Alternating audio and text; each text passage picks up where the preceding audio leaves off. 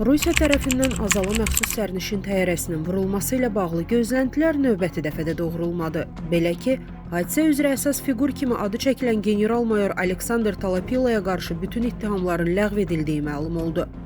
Rəsmi Moskvanın məsələ ilə bağlı susqunluğu, əvvəl verilən vədlərlə real addımlar arasındakı ziddiyyət və günahkarların cəzasız qalması ciddi və haqlı narazılıq doğurur. Qlobal İnfoza danışan politoloq Elçin Abdullayev deyib ki, belə bir qərarın Rusiya tərəfindən verilməsi Azərbaycan-Rusiya münasibətlərində diplomatik etimadın zəifləməsinə gətirib çıxara bilər.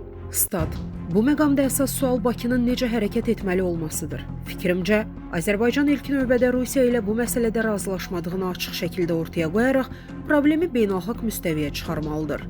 Beynəlxalq hüququn bəzən effektiv işləməməsi ilə bağlı yanaşmalar mövcud olsa da, Bakı bu hüquqdan imtina etməməli və məsələni beynəlxalq hüquq çərçivəsində gündəmdə saxlamalıdır.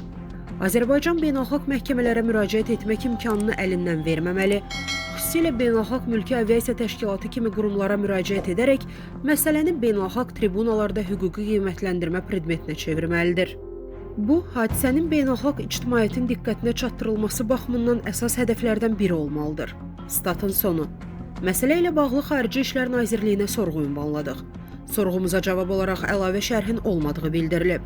Stat: Bu məsələ ilə bağlı cənab nazir illik mətbuat konfransında açıqlama vermişdi. Əlavə şərhimiz yoxdur. Statın sonu. Əziz izləyicilər, xəbərlərdən məlumat əldə etmək üçün kanalımıza abunə ola bilərsiniz.